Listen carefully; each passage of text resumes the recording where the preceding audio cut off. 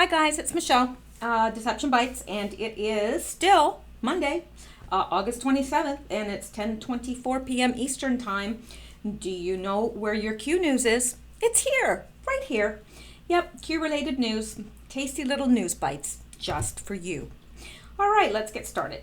Now, I don't want to make this a long video. I've got a lot of stuff, but I'm not going to go through it all. So don't, start worrying that this is going to end up being one of those hour-and-a-half videos, because it's not. No, really, it's not. All right. So these are things that I've clipped out of just maybe Twitter or wherever I found it, from the news, whatever. Things that I think that you'll find interesting or not. I think you'll find them interesting, but who am I to say? All right. Well, here's the first one, and this was tweeted by actually, it was tweeted by Donald Trump. It was retweeted by Educating Liberals. And Trump said, social media giants are silencing millions of people. Can't do this, even if it means we must continue to hear fake news like CNN, whose ratings have suffered gravely. People have to figure out what is real and what is not without censorship. I know that we all totally agree. Now, this was from a few days ago, but this is the first chance that I've had to get to it. Now, along this same vein, we've got this from Representative Jim Jordan, and he said 100 senators and 435 reps. Only 4 get shadow banned: Gates, Meadows, Nunes, Jordan. Twitter says just a glitch in their algorithm. Really? Yeah, no, I don't believe that. Maybe some people do, but then, those are the people that probably buy swampland or, excuse me. All right, now let's look at this, because this was curious to me and I had a hard time. I mean, this looks like Jeff Sessions' real Facebook. But look, we've got here, how do you get a message to the people if mainstream media is compromised? How do you handle strategic operations and national security if the 3-letter agencies are compromised? State of emergency. Think fireside chats. Think EBS, Emergency Broadcasting System. Why 8chan? Open source. Free speech platform. And then he said at POTUS and hashtag QAnon.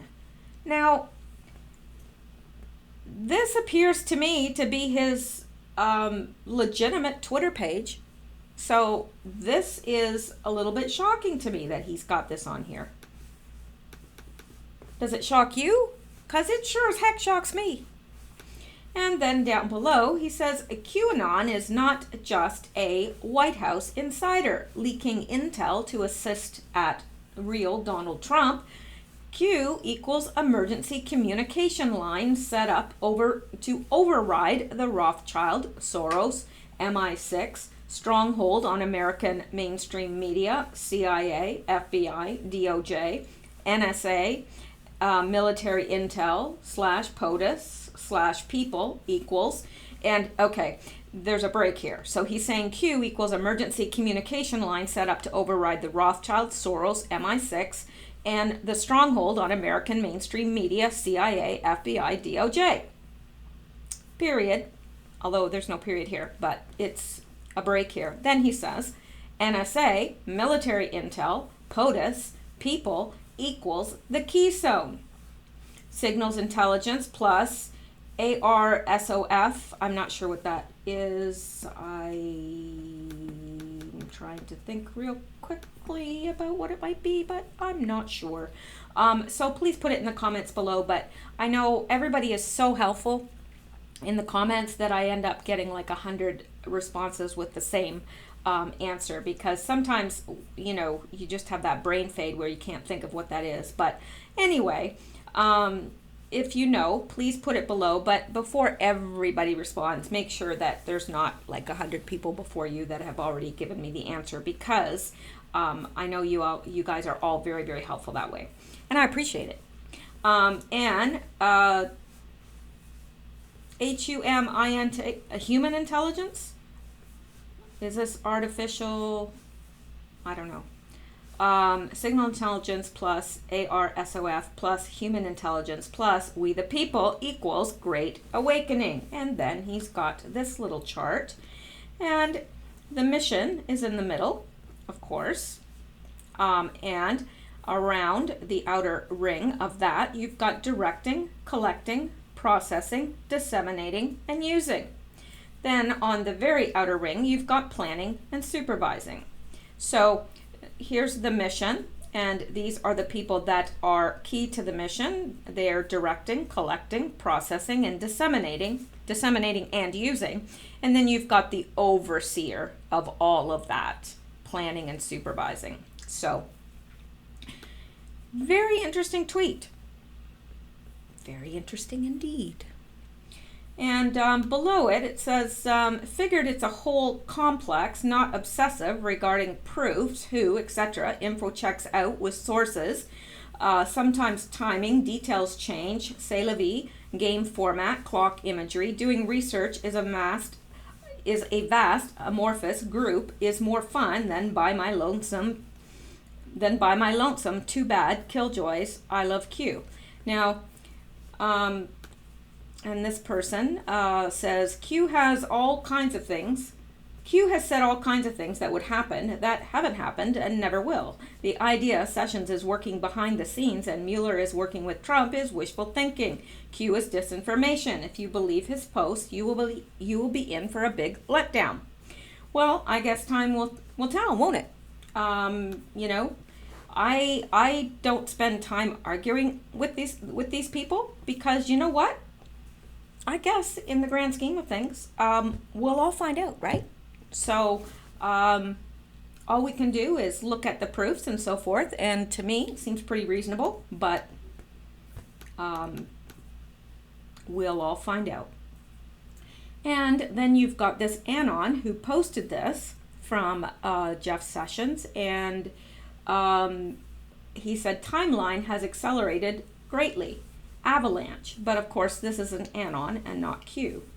Now, I don't know, is this, you know, maybe I'm just being taken for a ride here, but this seems like his, I mean, it's spelled the same, it, you know, it says at Attorney General Jeff, oh, it has an extra F in there. All right, so this probably isn't his, real Facebook. Okay. All right.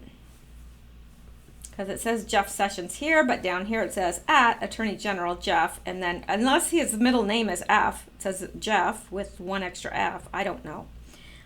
So you guys can tell me what you think. I'm probably being foolish here, and probably everybody's going, of course that's not his real Twitter page, you twit.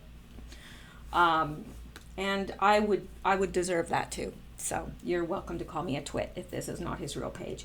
All right. Let's go back. And this truly is a bombshell. Okay, so get ready. Fire in the hole. Seriously. Not even joking here. Now, this doesn't surprise us. I'm not saying that this is surprising me. It's surprising me that it's coming out.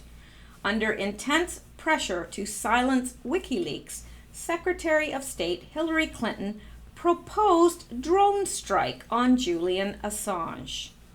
Well, isn't that special? Now, I'm not sure.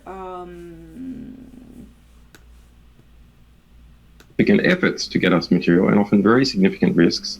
As a 27-year-old works for the DNC. Oh, he has a sexy accent. I'm just telling you, he does. All right. Now, I'm not going to play all that, but I just want you to be aware that this is out there now. To silence WikiLeaks, Hillary Clinton proposed drone strike on Julian Assange. Isn't that nice of her? Well, I'm glad that he was not struck by a drone, because I think I have a crush on him. So, anyway, not that that's going to go anywhere, but anyway. Julian Assange and his free speech brainchild WikiLeaks were once lauded as global heroes of public service among United States politicians and policymakers. But by 2010, 4 years after its inception during the President George W. Bush administration, Assange and his organization were no longer considered lovable troublemakers and mavericks. A year into President Barack Obama's first term, WikiLeaks was suddenly considered an out-of-control free speech Frankenstein, wreaking havoc on the United States foreign policy and intelligence gathering at the direction of Assange, its proverbial Dr. Frankenstein. But he's a cute Dr. Frankenstein, no? The honeymoon for the whistleblower site, once a darling of the Democratic Party, was now over. Even more alarming, Assange's personal safety and organization were increasingly at risk from U.S. concerns. By November 2010, Assange was a household name globally, but especially on Capitol Hill. And in the State Department alone, his prowess releasing otherwise secret, damning military documents and emails were filling conference rooms at Foggy Bottom and the White House with policy wonks and bureaucrats desperately seeking to squelch the upstart WikiLeaks. At the State Department, meeting after meeting was conducted about how Secretary of State Hillary Clinton and her inner circle were going to squash Assange and WikiLeaks' latest planned document dump on the United States, deemed Cablegate. Assange planned to release confidential cables or communications unveiling damaging internal conversations between State Department personnel and its foreign assets and allies. Prodded by the looming Cablegate, Clinton met with staff on Tuesday, November 23rd, 2010, shortly after 8 a.m. on Mahogany Row at the State Department to attempt to formulate a strategy to avert Assange's plan to release an enormous batch of 250,000 secret cables dating from 1966 to 2010. Assange had professed for months to rain the internal cables down on Clinton and President Obama. The collective fear was the context of the secret cables would hamper U.S. intelligence gathering and compromise private correspondences and intelligence shared with foreign governments and opposition leaders. Splashing such juicy details on television news shows on the front page of major newspapers in the country was great for the media, but lousy for intelligence and foreign policy. Many, including Clinton and her elected boss, expressed fear these revelations would embarrass and expose intelligence allies of the United States and set America's already fragile foreign policy back decades. By its very nature, field reporting to Washington is candid and often incomplete information. White House Press Secretary Robert Gibbs said in a statement responding to WikiLeaks' anticipated tidal wave of release of intelligence, "It is not an expression of policy, nor does it always shape final policy decision." Clinton's State Department was getting pressure from President Obama and his White House inner circle, as well as heads of state internationally, to try and cut off Assange's delivery of the cables, and if that effort failed, then to forge a strategy to minimize the administration's public embarrassment over the contents of the cables. Hence, Clinton's early morning November meeting of the state's top brass, who floated various proposals to stop, slow, or spin the WikiLeaks contamination. That is when a frustrated Clinton, sources say, at some point blurted out a controversial query. "Can't we just drone this guy?" Clinton openly inquired, offering a simple remedy to silence Assange and smother WikiLeaks via a planned military drone strike, according to State Department sources. The statement drew laughter from the room, which quickly died off when the secretary kept talking in a terse manner, sources said. Clinton said Assange, after all, was a relatively soft target, walking around freely and thumbing his nose without any fear of reprisals from the United States. Clinton was upset about Assange's previous 2010 records release divulging secret U.S. documents about the war in Afghanistan in July and the war in Iraq just months earlier in October, sources said. At that time, in 2010, Assange was relatively free and not living cloistered in the embassy of Ecuador in London. Prior to 2010, Assange focused WikiLeaks' efforts on countries outside the United States, but now under Clinton and Obama, Assange was hampering America with an unparalleled third sweeping WikiLeaks document dump in 5 months. Clinton was fuming, sources said, as each State Department cable dispatched during the Obama administration was signed by her. Clinton and other top administration officials knew the compromising material warehoused in the Cablegate stash would provide critics and foreign enemies with a treasure trove of counterintelligence. Bureaucratic fears about the Cablegate release ultimately proved to be well founded by Clinton, her inner circle, and her boss in the White House.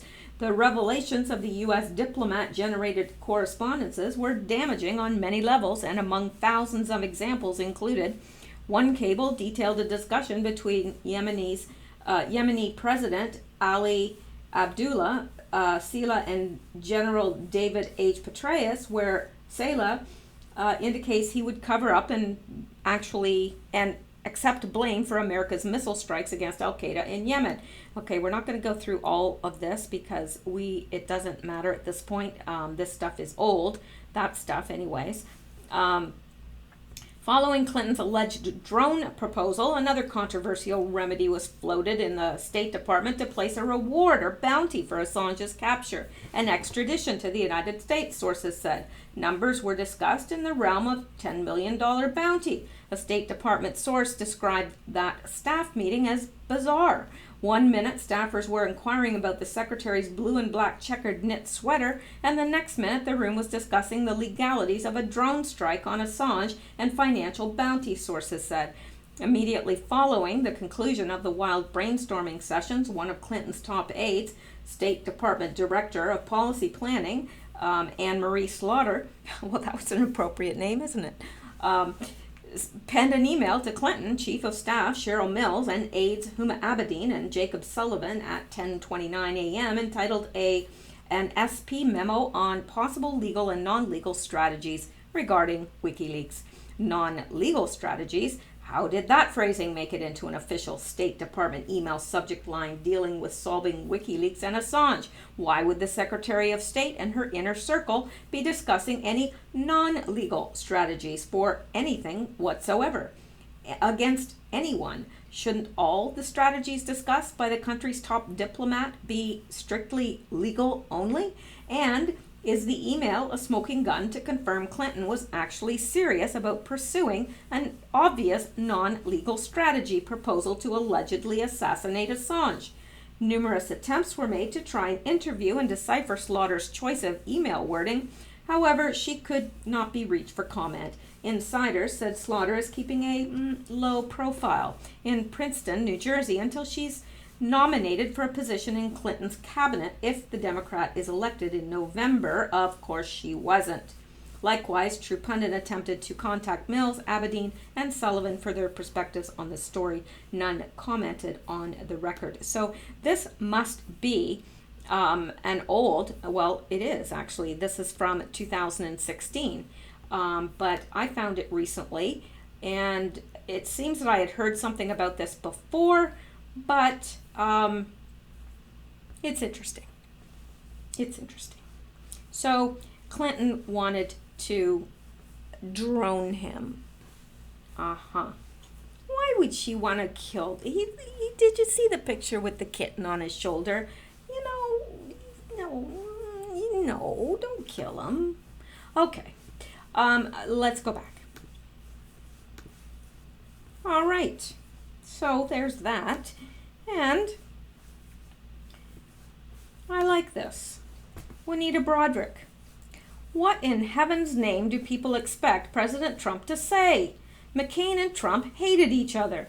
McCain said he did not want Trump at his funeral. Trump is not a hypocrite. His statement was respectful. Period. Now, I happen to think that this is very, very well put. But it doesn't matter what Trump does. It doesn't matter. He could, single-handedly stop a train from careening down a mountain, but it doesn't matter what he does because it'll never be enough. No matter what he does is wrong according to the left. Doesn't matter.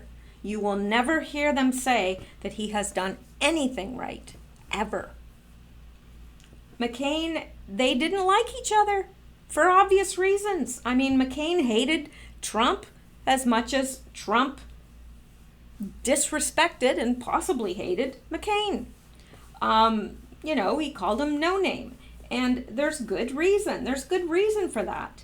So why would he be a hypocrite and start praising, McCain now that he's dead, if he is dead?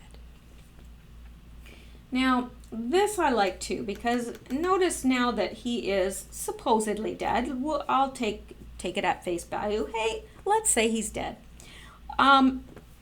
We've got the left now absolutely idolizing the guy, like, as if he walked on water. I mean, as if he could, I don't know, spit free nickels. I don't know, but they're idolizing him. And here's Mike Cernovich, and I love this. If everyone loved John McCain, why wasn't he ever president? Well, that's a good question. I mean, there's people saying, oh, he's so much better than Trump, and he's like 3 times the man that Trump ever was. Well, why isn't he president? If everybody feels that way on the left, I mean, everybody just loves him. Why isn't he president? Well, of course, he can't be president now because I think one of the prerequisites is that you be alive. But who knows? Because Barack Obama wasn't even born in the States, and he got to be president. So who knows? Maybe being dead, isn't in there. It isn't an impediment at all. I don't know. All right. Well, here's something else about...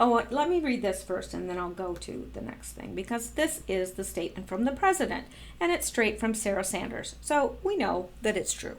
The White House Office of Press Secretary for immediate release August 27th. Hey, wait, that's today. All right, statement from the president. Despite our differences on policy and politics, I respect Senator John McCain's service to our country and in his honor have signed a proclamation to fly the flag of the United States at half-staff until the day of his internment. I have asked Vice President Mike Pence to offer an address at the ceremony honoring Senator McCain at the United States Capitol this Friday. At the request of the McCain family, I have also authorized military transportation of Senator McCain's remains from Arizona to Washington, D.C., military pallbearers and band support, and a horse and caisson transport during the service at the United States Naval Academy. Finally, I have asked General John Kelly, Secretary James Mattis, and Ambassador John Bolton to represent my administration at his services. Now, McCain specifically stated he did not want President Trump at his funeral, right? So how much more respectful can the guy be? All right, he's doing everything that he should do. I think it would be very wrong of him to attend the funeral after it was made public that John McCain did not want him there. But it doesn't matter what he does. It's not going to be right. Now, let's take a boo at this. Just because we can. Or not.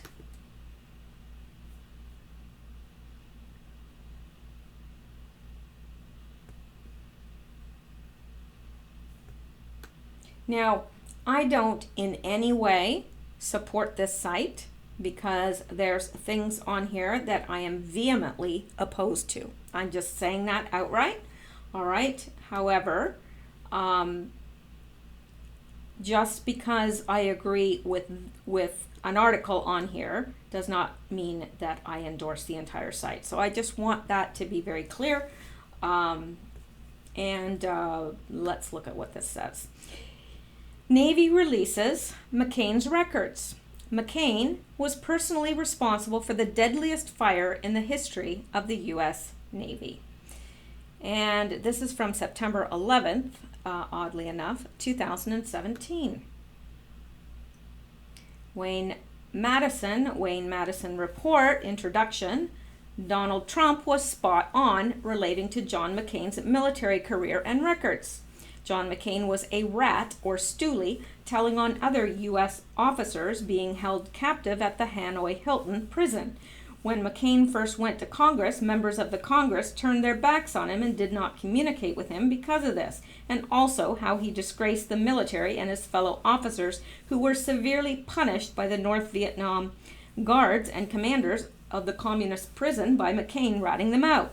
I am also led to believe that McCain was referred to as the canary by the other officers for telling or squealing on the others. If you search the internet, you will find some of these articles about what McCain did to his fellow officers in captivity and the stories of other brave officers who reported on McCain upon returning to the United States. He was also given special treatment by the communists while in prison because his father was a 4-star admiral. Donald Trump was and is correct. Now, McCain was, now this is from the Navy releases. McCain was personally responsible for the deadliest fire in the history of the U.S. Navy. That catastrophe, with 27 dead and over 100 wounded, trumps McCain's record as a prisoner of war in North Vietnam. And this is the USS Forrestal, July 29th, 1967, the worst accident aboard a U.S. Navy surface vessel since World War II. And it does look pretty horrendous. I mean, this is a very small picture, but probably if you Google this or DuckDuckGo it, you're going to find the same thing. The Navy released John McCain's military record after a Freedom of Information Act request from the Associated Press. The record is packed with information on McCain's medals and commendations, but little else. The one thing that the McCain campaign does not want to be seen. I must be getting tired. The one thing that the McCain campaign does not want to see released is the record of McCain's antics on board the USS Forrestal in 1967. McCain was personally responsible for the deadliest fire in the history of the U.S. Navy. That catastrophe, with 27 dead and over 100 wounded, trumps McCain's record as a prisoner of war in North Vietnam. WMR has learned additional details regarding the deadly fire aboard the Navy aircraft carrier, the USS Forrestal, on July 19, 1967, in the Gulf of Tonkin. The additional details point to then Lieutenant Commander John McCain playing more of a role in triggering the fire and explosions than previously reported. On January 16, 2006, WMR reported that according to a U.S. Navy sailor who was aboard the Forrestal on the fateful day of the fire, McCain and the Forrestal skipper, Captain John K. Beeling, were warned about the danger of using M65 1,000-pound bombs manufactured in 1935, which were deemed too dangerous to use during World War II and later on B-52 bombers.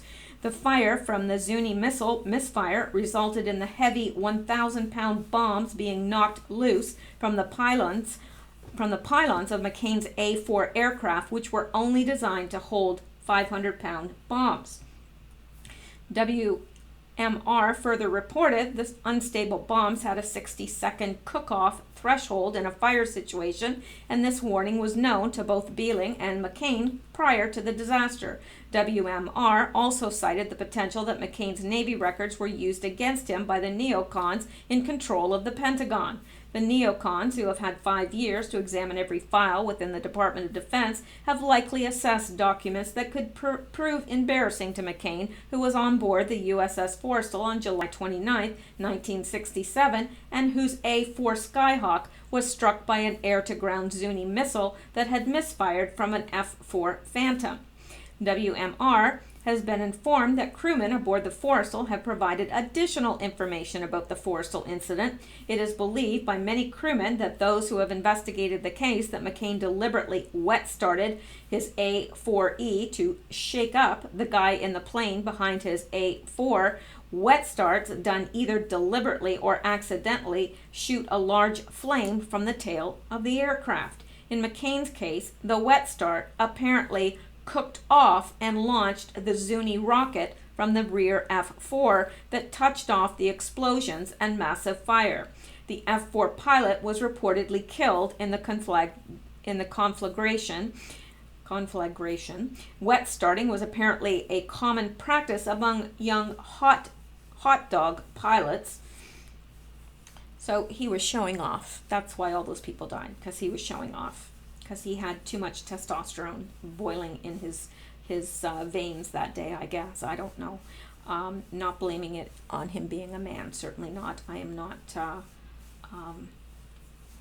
one of those kinds of women. McCain was quickly transferred to the USS Oriskany, the only Forrestal crewman to be immediately transferred. 3 months later, McCain was shot down over North Vietnam on October 26, 1967. As WMR previously reported, at the time of the Forrestal disaster, McCain's father, Admiral John McCain Jr., was Commander-in-Chief of U.S. Naval Forces Europe and was busy covering up the details of the deadly and premeditated June 8, 1967 Israeli attack on the NSA spy ship, the USS Liberty. John McCain is one of the best cases against military nepotism in American history. And of course, nepotism, in case there is anyone that doesn't know, I'm sure you all know what it means, but it means hiring somebody just because they're related to you. And it happens all the time, everywhere. It shouldn't, but it does. The fact that both McCains were involved in two incidents just weeks apart that resulted in a total death count of 168 on the Forrestal and the Liberty, with an additional injury count of 234 on both ships, with a number of them later dying from their wounds, with an accompanying classified paper trail inside the Pentagon, may be all that was needed to hold a sword of Damocles? I have seen that before, but I'm not sure what it means. Sword of Damocles. Please let me know what that is. If somebody, I've seen it before, and I should know, but I don't. So if you know, please let me know. Over the head of the family honor-oriented McCain by the neocons. WMR has also been informed by knowledgeable sources, including an ex-Navy A-4 pilot, the wet start game was a common occurrence. However, it is between very unlikely and impossible for the Forrestal wet start to have been accidental. Wet starts were later rendered impossible by automated engine controls. So, there you go. And there's more, but now let's see. Actually, this looks too interesting to skip over. So let's take a boo at it.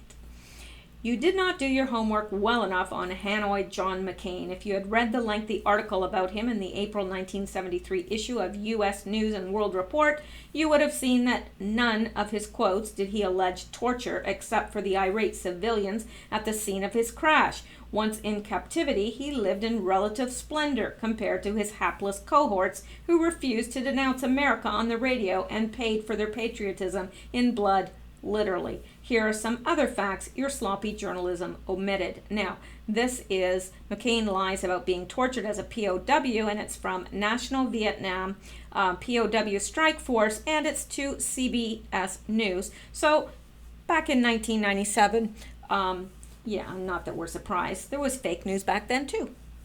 USAF Major Overley could not have cared for McCain's wounds for very long. He collaborated and accepted early release in less than 5 months from shoot-down. Another of McCain's roommates disappeared and was not released at homecoming. McCain was kept in the camp for progressives, collaborators, and away from reactionaries, John Wayne types who spit in the face of their torturers. Other roommates were Day and Flynn, both of whom made propaganda broadcasts along with McCain, urging pilots to return to carriers and soldiers to surrender. McCain returned from communist captivity 10 pounds heavier. Well, how does that happen? Must have been eating some tasty chow. Patricia O'Grady, daughter of a POW missing in action on a visit to Hanoi to look for her father, was given a tour of the Hanoi Hilton prison. They showed her McCain's cell. It had a writing desk, a large bed, a goldfish bowl, a flush toilet, and a nice window of downtown Hanoi out the window. Well, that sounds lovely, doesn't it?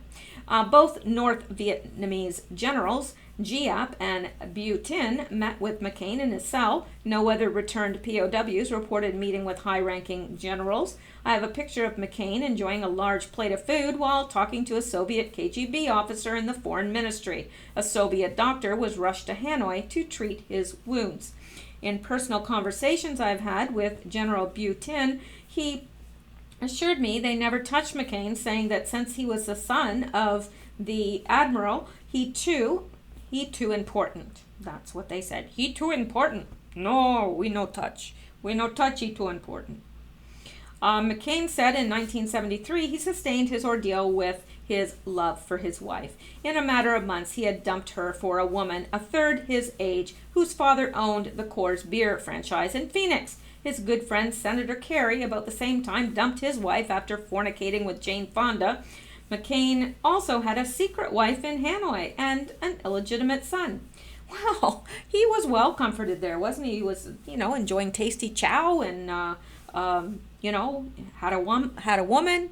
He wasn't suffering. McCain would sit beside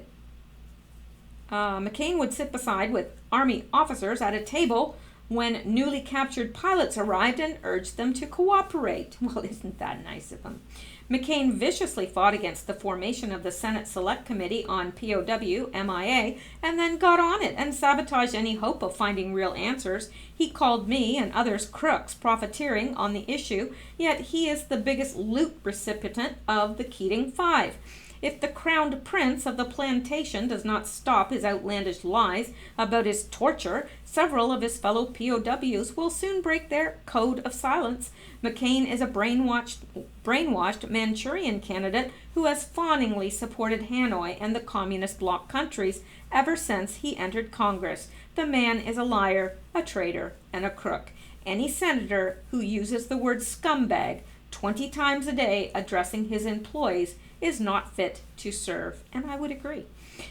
Also, CBS, you went on to a segment of a Latino who was on death row wrongfully in a miscarriage of justice.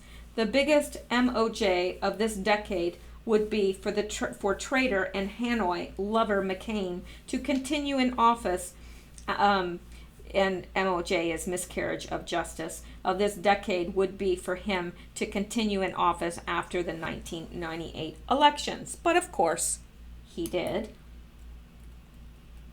And, yeah.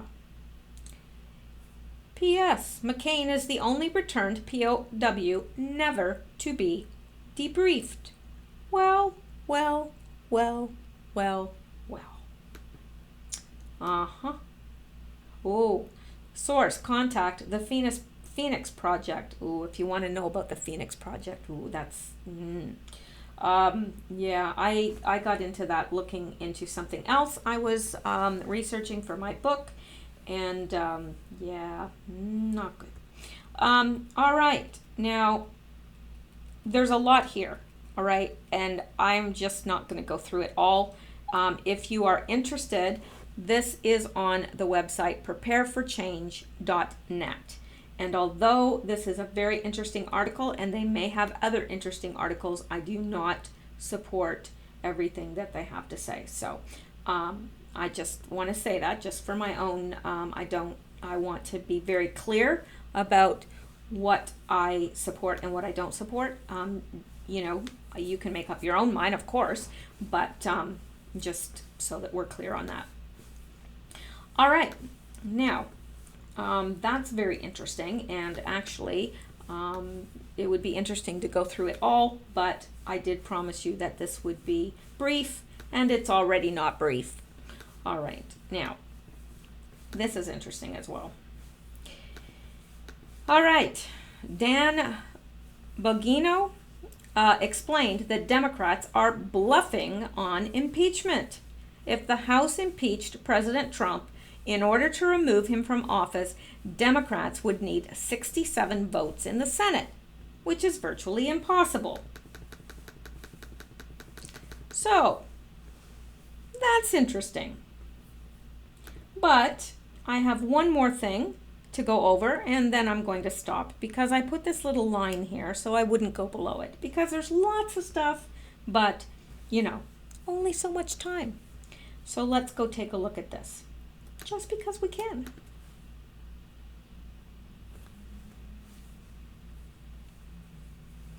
I spilled furniture stripper. I opened it and it splattered onto my face, and I was like splashing cold water all over my face. And while I'm doing this video, I don't know why, but this one spot I must have not flushed properly because I keep itching and itching and itching it. And that stuff is absolutely caustic. All right. Pelosi stunned to silence after hearing Adam Schiff destroy case for impeaching Trump. And there's her picture. And there she is, stunned to silence. Oh wait, that's her normal. That's her normal expression. Never mind. This is how liberal dreams die. Not with a bang or a whimper, but with the brutal truth told by a fool to an even bigger fool. I like this already. Appearing on CNN's State of the Union with Jake Tapper, Adam Schiff absolutely stunned Nancy Pelosi and the rest of the impeach-loving Democrats. Make no mistake, if the GOP loses control of the House, they will impeach President Trump. Now remember what happened to Bill Clinton. He was impeached by the House, but found not guilty by the Senate, which is what Schiff is really saying to the left. While impeachment may be 100% political in the House, and any majority can impeach whoever they want when it comes down to it, the Senate requires powerful proof, and even the hapless Schiff admits that doesn't exist. The top Democrat on the House Intelligence Committee said on Sunday that Democrats should resist calls to impeach President Trump until the special counsel releases findings of an investigation into whether Trump and his top associates colluded with Russia during the 2016 presidential election. Hey, psst, psst, hey, top Democrat on the House Intelligence Committee. There was no collusion. Representative Adam Schiff said on CNN's State of the Union that severe allegations against Trump would be needed to convince congressional Republicans to act to remove him from office. I don't think we should be talking about it and embracing it before we've seen the whole body of evidence, he said. Given the dearth of people in the GOP who aren't willing to say anything about the president's conduct, I think you're going to need a really powerful case. And so far, they've got nothing. The comments come amid a particularly damaging week for Trump. Paul Manafort, Trump's former campaign manager, was found guilty of tax fraud and other charges. And how does this have to do anything with Trump? Okay, he was his former campaign manager. He was found guilty of tax fraud. I mean, my gosh, you'd have to most of them are. How did they get so rich? Anyway. Trump's personal attorney, Michael Cohen, facing accusations of bank fraud, pleaded guilty to tax fraud and campaign finance violations, and in doing so implicated the president in being involved in an illegal hush money payments to women who claimed to have had affairs with him. Yeah, whatever. All right, so there you go. There's one fool. Let me see. This is how liberal dreams die. Love this. Love this. Love this. And I think it should be on a t-shirt. Not with a bang or a whimper, but with the brutal truth told by a fool to an even bigger fool. All right. Well, that's it for tonight. That is your Q-Bytes. And I hope that they were as tasty as I promised that they would be. Now, I will if there are Q posts tomorrow, I will be updating you on them. And if not, I have lots of other Q-related news to go over. So I will be back tomorrow with another video. I hope you guys have a wonderful night's rest. I hope that you stay well and stay safe. Thank you so much for listening. I appreciate you guys, and I appreciate your comments and your support and your encouragement. I really do. So, thank you. Good night.